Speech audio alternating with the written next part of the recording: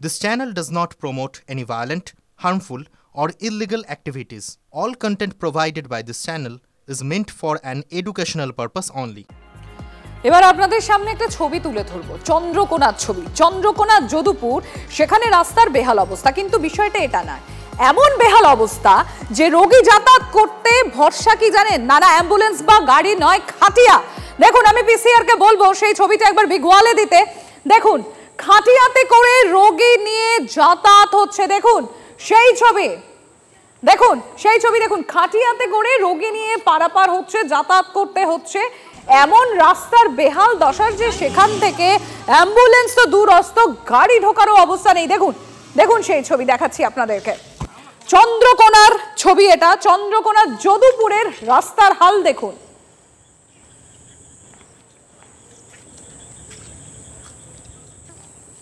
দেখুন, খাটিয়া করে সেখান থেকে রোগী নিয়ে যাতায়াত হচ্ছে। দেখুন রাস্তার কি অবস্থা। রাস্তা নাকি এটা জমি, নাকি এটা কি বোঝাই যাচ্ছে না। জমির ধারে রাল। আর চারটে ছবি এবার আপনাদের সামনে আমরা তুলে ধরছি। একদিকে ঘাটাল, যেখানে রোগীর ভরসা খাটিয়া, অন্যদিকে ডুলিতে করে রোগী নিয়ে যেতে হচ্ছে। নারায়ণগড়ের ছবি আপনাদের সামনে, এই খবর আমরা তুলে ধরেছিলাম।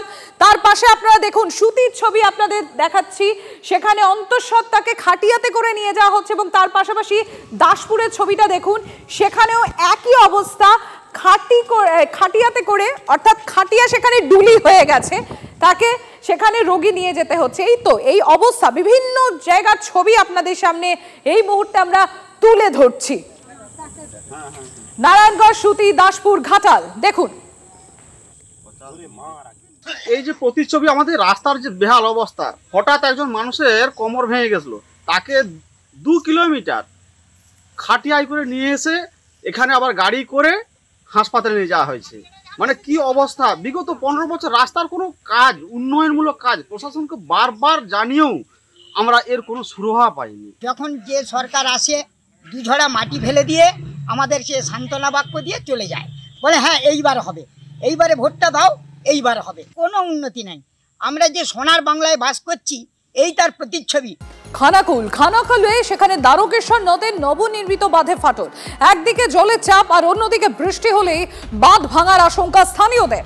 খানাকুলের ধান্যঘড়ি বন্দর গ্রাম পঞ্চায়েত, সেখানকার ছবি, সেখানকার ঘটনা আপনাদের সামনে আমরা তুলে ধরছি।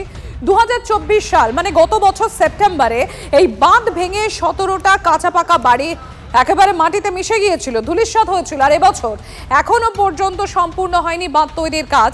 আর ভরা বর্ষা ভাবুন, তার আগেই দ্বারকেশ্বর নদের ঘুটেপাড়ায় নবনির্মিত বাঁধে ফাটল। আর এই নিয়ে রীতিমতো ক্ষুব্ধ স্থানীয়রা।